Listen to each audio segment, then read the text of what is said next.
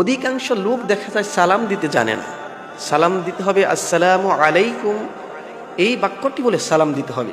অনেক শিক্ষিত মানুষকে আমরা দেখেছি ভালোভাবে সালাম দিতে পারে না, আসসালামু আলাইকুম এরকম কথা বলে সালাম দিচ্ছে। সালামের অর্থ হচ্ছে আল্লাহ আপনার উপর রহমত এবং শান্তি বর্ষিত করুক। আসসালামু আলাইকুম বলবেন। আপনি যদি তাকে বলেন আসসালামু আলাইকুম, এগুলো বললে তো তার জন্য আপনি লানত করলেন, তার জন্য আপনি বদদোয়া করলেন। যেখানে দোয়া করতে বলা হয়েছে, দোয়ার পরিবর্তে আপনি তার জন্য বদদোয়া করলেন, এটা তো আপনি গুনাহগার হয়ে গেলেন।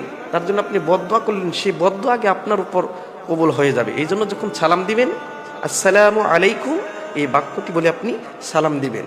এদেশে অনেক শিক্ষিত মানুষ দেখেছি, ডাক্তার, ইঞ্জিনিয়ার, লয়ার, ব্যারিস্টার দেখেছি ভালোভাবে সালামও দিতে পারে না। আমাদের অনেক আলেমও দেখেছি ভালোভাবে সালাম দিতে পারে না। আসসালামু আলাইকুম বলার পর সালামের জবাব দেয় ওয়ালাইকুম সালাম, আসসালামু আলাইকুম। এই সমস্ত বাক্য বলে যে আপনি সালাম দিচ্ছেন, আপনি কি জানেন কিভাবে সালাম দিতে হবে?